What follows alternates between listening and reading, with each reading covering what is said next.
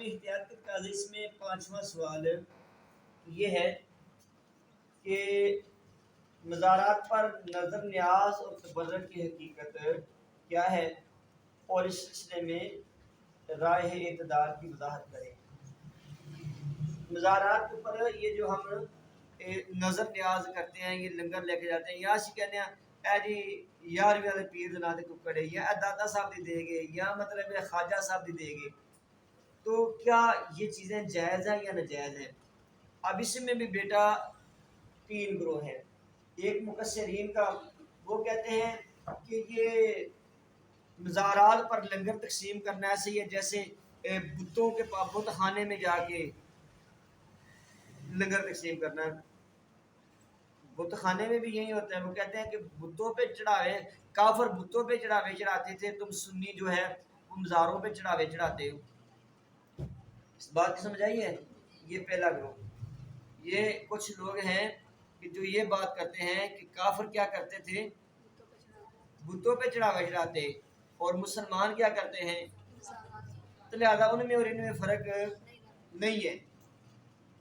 ایک وہ ہیں گروہ یہ جو درباروں پہ جاتے کہ انہوں نے بڑی عجیب و غریب کہانیاں بنا رکھی ہے، کہتے ہیں جڑا پیر دا لنگر ہے اندر شفا ہے، ہر بیماری دی شفا ہے، بس پیر دا جا کے لنگر کھا لو، دال پی لو، ہر بیماری سے شفا ہے۔ اور پھر اس سے آگے کچھ کہتے ہیں کہ جو پیر خانے کا لنگر نہیں کھائے گا وہ نوست میں یا مصیبت میں مبتلا ہو جائے گا۔ یا پھر یہ بات کرتے ہیں کہ جو ایک مرتبہ نیاز پائے گا آگے پھر اس کو نیاز کھائے گا، اس کو نیاز کہانی پڑے گی۔ یہ بڑی عجیب و غریب شرائط ہیں، یہ بیٹا یہ ہاتھ سے بڑھنے والی بات ہے، یہ مفردین کا کام ہے۔ اب راہ اعتدال کیا ہے؟ راہ اعتدال معتدلین کہتے ہیں مزارات پر نیاز و لنگر تقسیم کرنا مشروع اور جائز عمل ہے جس کی اصل قرآن و سنت میں موجود ہے۔ اللہ نے قرآن پاک میں ارشاد فرمایا وَيُطْعِمُونَ الطَّعَامَ عَلَىٰ حُبِّهِ مسکینا و یتیما و اسیرا، کہ وہ جو اہل ایمان ہیں وہ اللہ کی محبت میں یتیموں، مسکینوں اور قیدیوں کو کھانا کھلاتے ہیں۔ یعنی اللہ کی مخلوق کو کھانا کھلانا یہ کن کا کام ہے؟ اہل ایمان کا۔ کن کا کام ہے؟ لوگوں کو کھانا کھلانا کس کا کام ہے؟ اہل ایمان کا۔ اب اہل ایمان کی طرف سے کھانا کھلانا یہ اچھا عمل ہے، یہ برا عمل نہیں ہے۔ دوسری بات، نبی صلی اللہ علیہ وسلم سے پوچھا گیا ایو الاسلام خیر، سب سے بہتر اسلام کیا؟ حضور نے فرمایا توطعم الطعام وافشوا السلام، دوسروں کو کھانا کھلانا اور دوسروں کو سلام کرنا، یہ سب سے اسلام کی سب سے اچھی بات کیا ہے؟ لوگوں کو کھانا کھلانا۔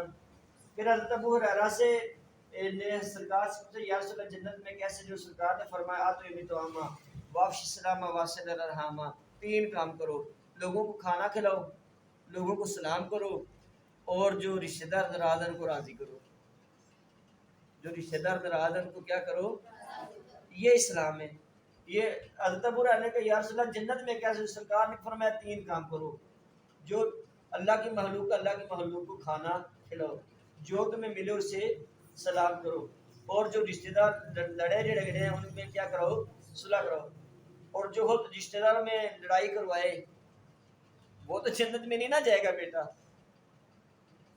تو کچھ لوگ وہ بھی ہوتے ہیں کہ جو ادھر ادھر کی باتیں کر کے رشتہ داروں میں لڑائیاں کراتے ہیں، اور نہیں نا کس طرح یہ ہستیاں کوئی، آپ میں سے تو کوئی ایسی ہستی نہیں ہے، کیوں بیٹا؟ اچھا مجھے یہ بتائیں کہ آپ میں سے کون کس سے ناراض ہے؟ چاہے رشتہ دار ہے چاہے کوئی دوست ہے، اگر کوئی کسی سے ناراض ہے۔ اچھا حضرت عبداللہ بن سلام یہ یہودی عالم تھے، کہتے جب میں حضور کے پاس پہلی مرتبہ آیا اور جو حضور کی زبان سے پہلا جملہ سنا نا وہ کیا تھا؟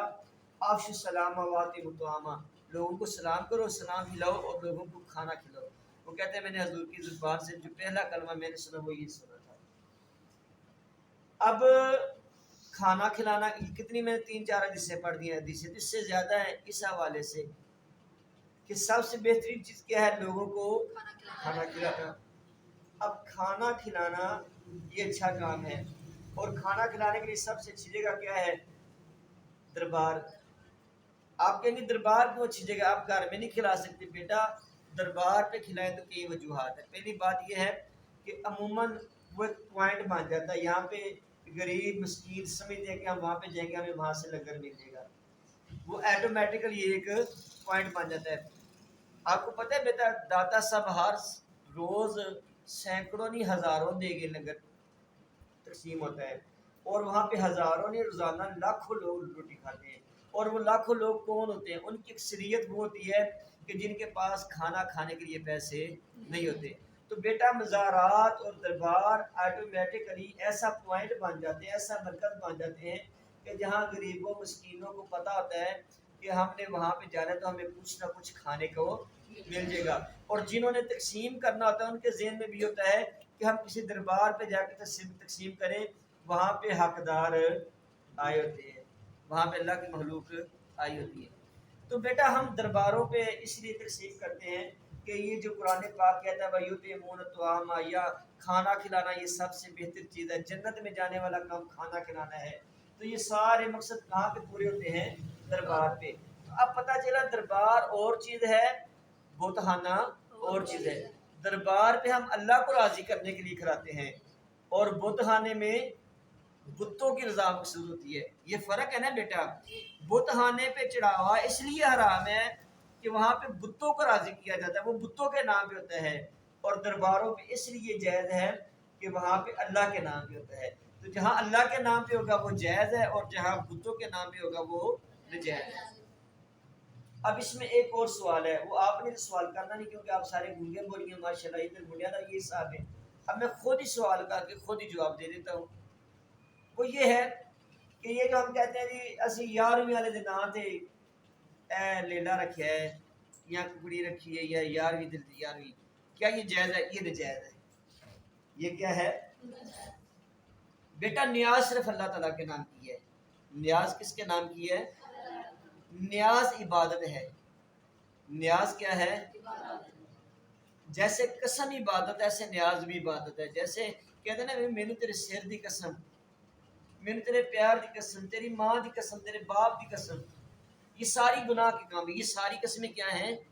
گناہ کا کام ہے۔ قسم کس کی ہوتی ہے؟ اللہ کی۔ قسم کس کی ہے؟ اللہ کی قسم ہے۔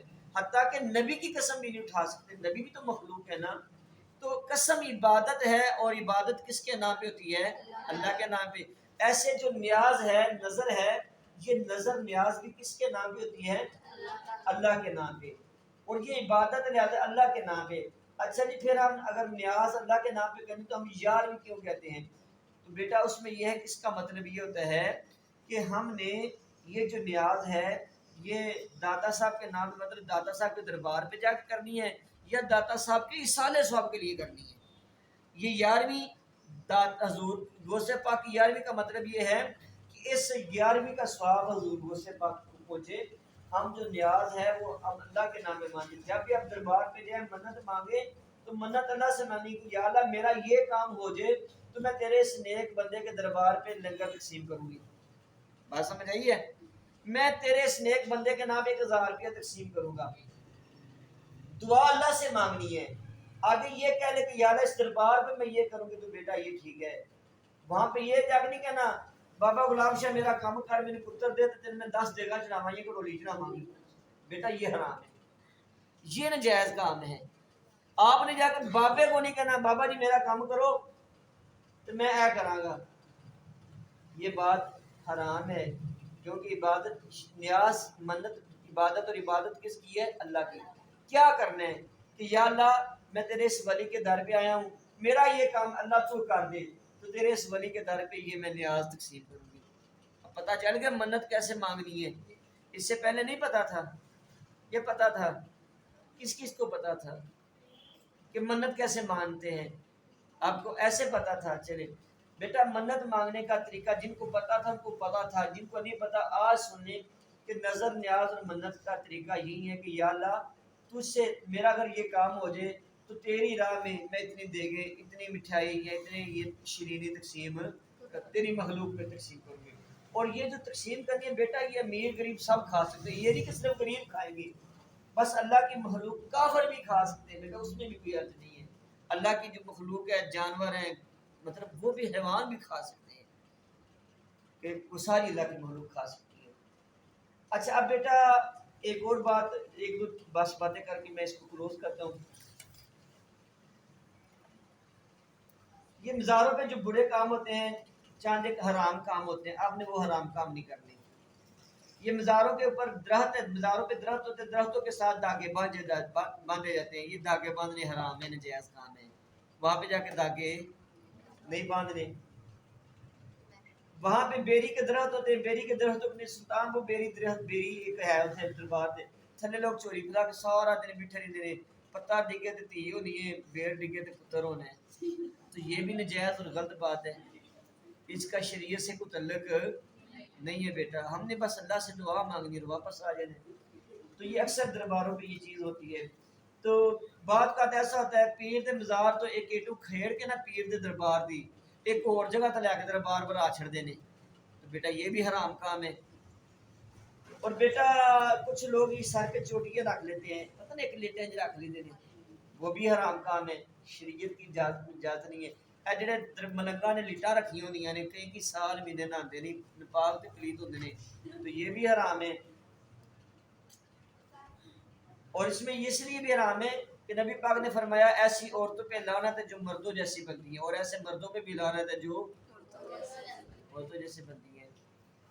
اب اگر مرد عورتوں کی طرح باہر آ جائیں تو لعنت ہے، اور عورتیں مردوں کی طرح بیبی کٹ کرا رہے تو ان عورتوں پہ بھی لعنت ہے۔ پلکنگ بھی اسی میں آتی ہے بیٹا، پلکنگ بھی حرام کے زمرے میں آتی ہے۔ اچھا اس کے بعد بیٹا یہ بات لوگ کہتے ہیں اس درخت پہ فلاں فلاں شہید کا ڈیرا ان کی روح آتی ہے تو لہذا اس درخت پہ جا کے وہ منتے چڑھاوے نذرانے شروع کر دیتے ہیں، تو یہ نظریہ بھی غلط ہے۔ اس کے بعد بیٹا یہ جو میلے ہوتے ہیں، میلوں پہ جو کام ہوتے ہیں یہ سارے کام حرام ہے، کیونکہ اللہ کے رسول نے اپنی زندگی میں ان کاموں سے نفرت کی تھی، انہوں نے قرآن اس کا سبق دیا تھا۔ تو یہ جا کے ڈول بجانا، یہ ناچ گانا کرنا، تھیٹر گانے، مود پھول آنے، تو بیٹا یہ سب گناہ کے کام ہیں۔ ان سب کاموں سے اللہ کے رسول کو تکلیف ہوتی ہے، اللہ تعالیٰ کے رسول کو تکلیف ہوتی ہے، لہذا یہ کام نہیں ہونے چاہیے۔ چلیں جی ڈیڑھ سال آپ کی یہ کتاب اپنے اختتام کو پہنچی، یہ خاصا دونوں کتاب ہے۔